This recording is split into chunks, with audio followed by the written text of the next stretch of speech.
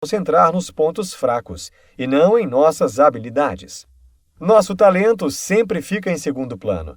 Somos orientados a investir tempo e energia na tarefa de diminuir nossas fraquezas, achando que assim atingiremos a excelência.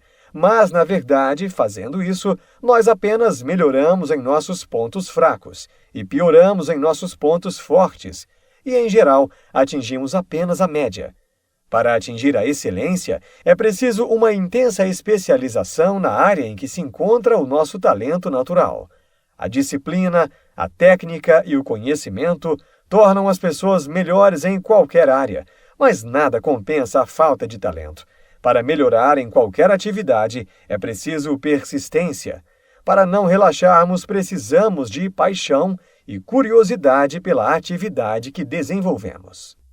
Temos a tendência de ignorar o nosso talento justamente por termos facilidade nestas áreas, achando que todo mundo é capaz de fazer a mesma coisa sem esforço. Mas aquilo que você faz tão bem e com tanta facilidade pode ser extremamente complicado para outro. E é exatamente isso que faz com que seja tão difícil investir no nosso potencial. Simplesmente não nos reconhecemos como especiais. A síndrome do excesso de oportunidades. Somos forçados a fazer inúmeras escolhas o tempo inteiro. Se não tivermos um objetivo claro e específico que mantenha o nosso foco, seremos inevitavelmente paralisados pela dúvida. Se não estivermos atentos e não tivermos um propósito específico para orientar as nossas escolhas, é muito fácil sermos vítimas da síndrome do excesso de oportunidades. Após descobrir nosso talento, temos de definir um propósito claro e específico que nos ajude a dar um sentido à nossa vida. Esse sentido será fundamental para fazermos as escolhas certas ao longo do processo. O objetivo do conceito Kelleher é direcionar nossas escolhas para um fim específico e definido previamente. Ele faz com que nossas decisões sejam tomadas de forma consciente, renunciando a qualquer tentação que não alinhe nossas ações com o nosso propósito. Ter um fim em mente significa ter desde o começo uma compreensão clara de onde você quer chegar. Ao manter esse objetivo claro, você pode ficar certo de que cada dia da sua vida contribuirá para a realização desse propósito. Além de forçá-lo a priorizar certas coisas, um propósito lhe dará ideias novas, inovadoras, e servirá como bússola para decisões cruciais. A imaginação cria emoções positivas, faz com que você se sinta poderoso. Poder e vontade criam ação, e a ação, resultados. A lei da tripla convergência. Na hora de definirmos nosso propósito, em vez de olhar para nossos talentos e ver onde estão nossas vantagens individuais, cometemos o erro de olhar para as circunstâncias externas. Vemos o que os outros estão fazendo, quais resultados estão obtendo e fazemos nossas escolhas com base nessa análise. Ou seja, em vez de usarmos o princípio da vantagem comparativa, usamos outro princípio, o princípio da análise comparativa. A diferença entre o princípio da vantagem comparativa e o princípio da análise comparativa é que o primeiro parte de uma profunda compreensão das nossas vantagens pessoais, enquanto o segundo se estrutura em suposições que criamos a partir do que vemos. Pessoas que alcançam resultados extraordinários sempre optam pelo princípio da vantagem comparativa. Ao fazerem isso, elas criam uma legião de seguidores que, usando o princípio da análise comparativa, percebem os resultados que elas alcançaram e tentam seguir o mesmo caminho, imaginando que terão os mesmos resultados e, obviamente, sempre acabam se frustrando. Para construir um conceito Kelleher que reflita o núcleo das nossas habilidades, precisamos encontrar o ponto de convergência de 3 respostas. Qual é o seu talento? Qual é sua paixão? Como você transformará isso em renda? A convergência desses 3 fatores, talento, paixão e renda, representa a lei da tripla convergência. O cumprimento dessa lei na hora de definir o propósito fará toda a diferença. Para alcançar o sucesso, você precisa encontrar o ponto de convergência entre os 3 fatores.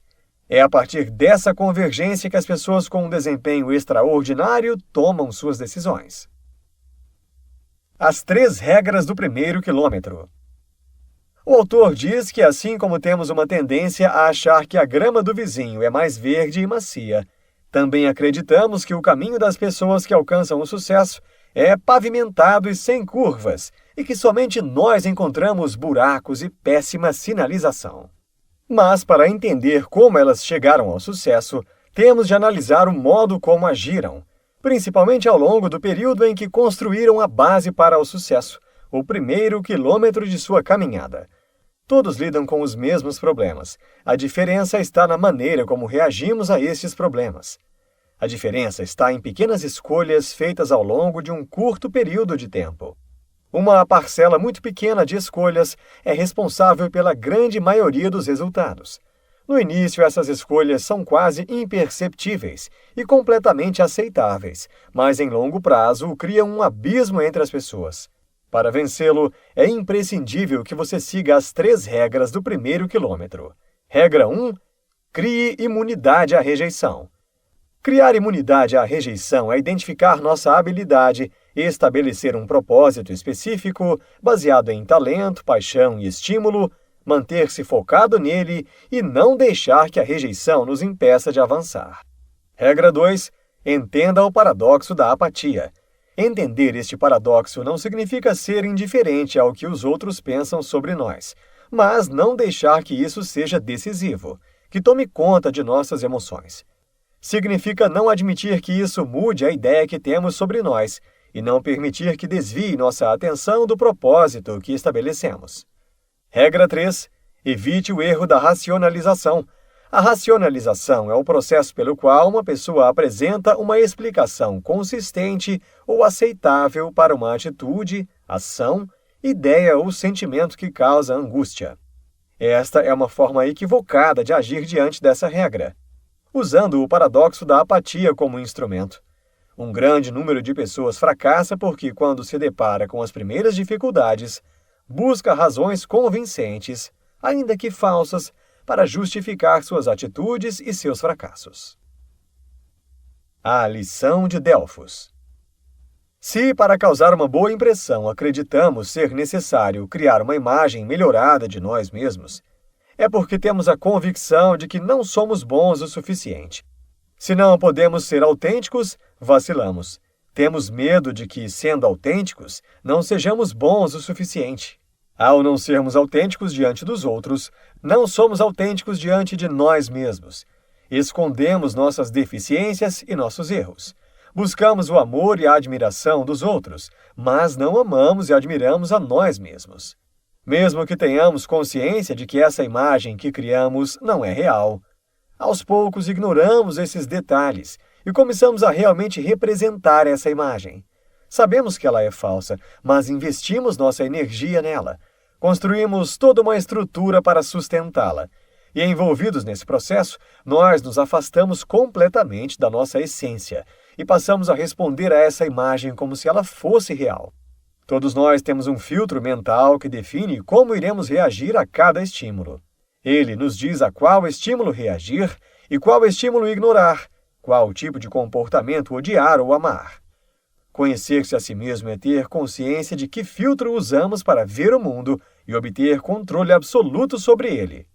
A lição de Delfos nos ensina que um desenvolvimento pessoal requer foco em um único ponto, aquilo que verdadeiramente somos. A melhor maneira de causar uma boa impressão é não tentar causar impressão alguma, e sim ser exatamente quem somos. Ela nos faz olhar o mundo de maneira diferente e entender que tudo o que precisamos vencer é a falsa noção que temos sobre nós mesmos. O que distingue as pessoas que alcançam seus objetivos e as outras que fracassam não são os fatos e as circunstâncias que as envolvem, mas a maneira como elas lidam com o mundo. O paradoxo da inteligência. Pessoas de sucesso não veem seus erros como partes de sua personalidade. Para elas, erros são situações ocasionais e até inevitáveis. Elas lidam com esses erros de forma autêntica, clara e espontânea, e tiram o máximo de proveito das lições que eles oferecem. Um dos conceitos que diferenciam as pessoas em termos de sucesso não é a inteligência, mas a maneira como você vê a inteligência que realmente interessa. Por mais elevado que seja o seu QI, Se você acreditar que a inteligência é algo fixo, cada vez que cometer um erro chegará à conclusão inevitável de que não é tão inteligente assim, e acabará desistindo de sua meta muito antes do tempo. Por outro lado, se você acredita que a inteligência pode ser desenvolvida, se focará num plano de longo prazo, consciente de que ninguém é perfeito e que não precisamos da perfeição para realizar o nosso propósito.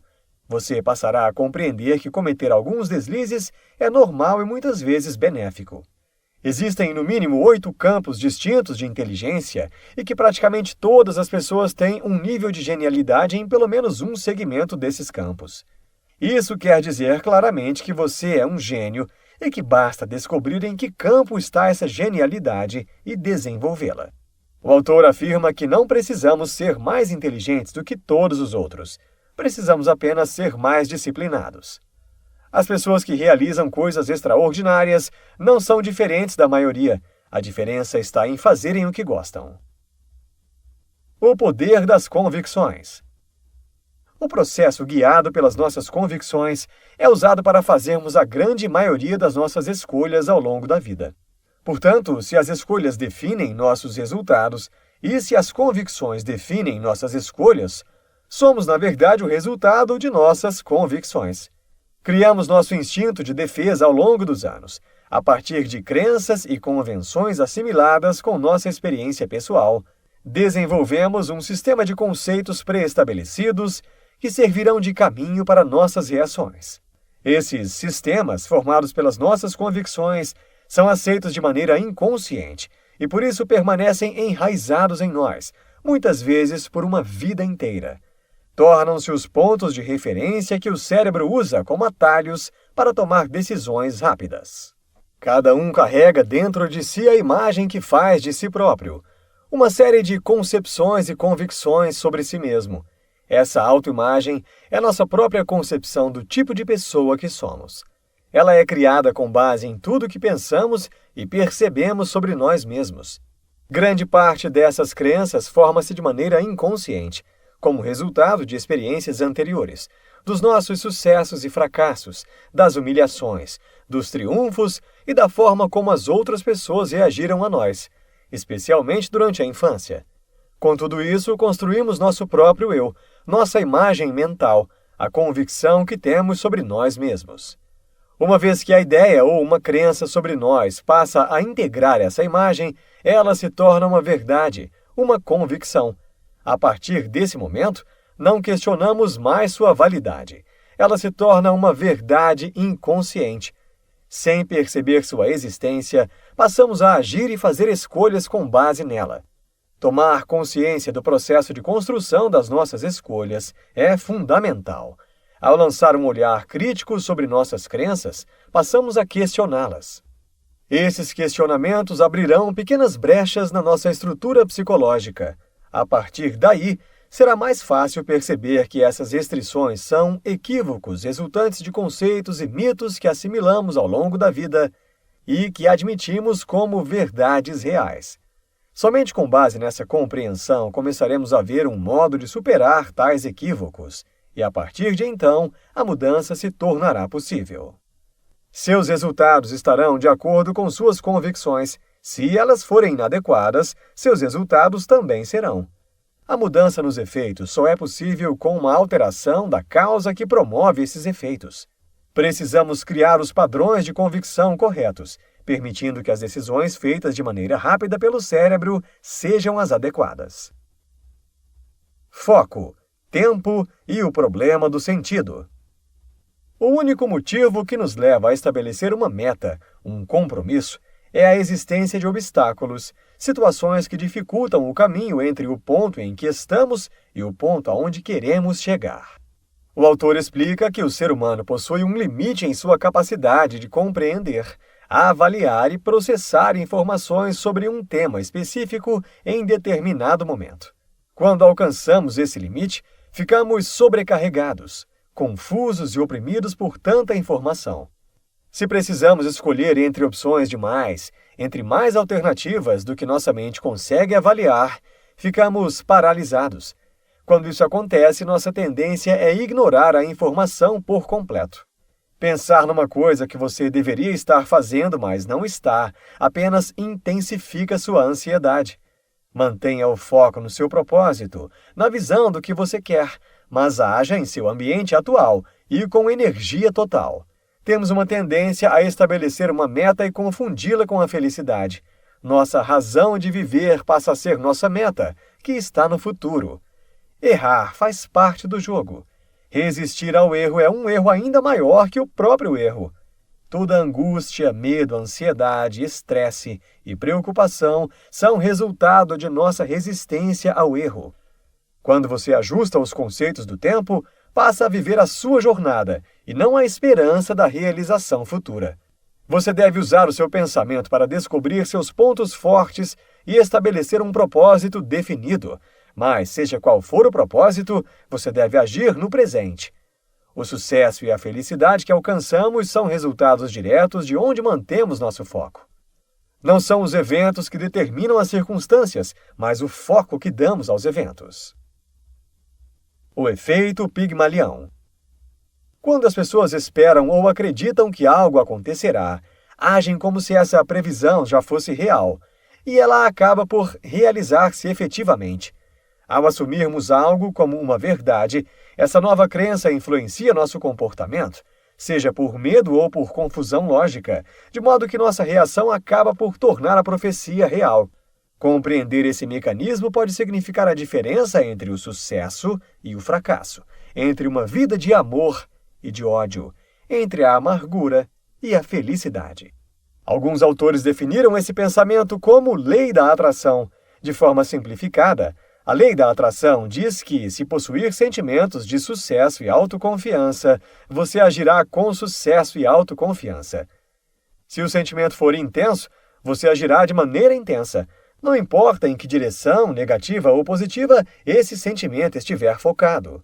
Muitas convicções são desenvolvidas ao longo da infância, principalmente entre os 3 e 8 anos. E é dessa programação que vem nossa fé, nossa convicção do que é ou não possível. Nossas convicções são muito mais fortes do que nossa força de vontade. Mesmo que desejemos muito uma reviravolta em nossa vida, são as convicções que determinarão o trajeto. Se tudo que você fizer for tentar agir de forma positiva, otimista e entusiasmada, mas por dentro sua programação estiver lhe dizendo o contrário, esse foco consciente no otimismo destruirá sua autenticidade. Internamente sentirá que está agindo com falsidade e o resultado estará de acordo com o que sente. Você não pode, pelo menos por muito tempo, provocar um estado de otimismo de forma consciente. O otimismo deve brotar das suas convicções, dos seus valores, dos fundamentos que você estabeleceu para a sua vida. E para que isso seja possível, você deve estar programado para o sucesso. Os anos de silêncio. O autor diz que para definir um propósito que constitua o núcleo de nosso potencial, devemos compreender onde está nosso talento, qual é nossa paixão e o que estimula nossa ação. São esses 3 fatores que farão com que tenhamos persistência ou não para sobreviver aos anos de silêncio. Esse estágio, os anos de silêncio, que são as horas que passamos para aperfeiçoar o nosso talento, é quase sempre longo, de solidão, na qual só você acredita no que está fazendo. Por isso, ao longo desses anos, você precisa ser seu próprio estímulo, alimentar-se com suas próprias crenças, com sua própria energia. Isso só será possível se a chama de um talento natural estiver ardendo dentro de você. Os anos de silêncio representam, basicamente, os primeiros quilômetros da jornada, um período em que aprendemos a dar os primeiros passos, em que temos tempo para cair e levantar tantas vezes quanto for necessário.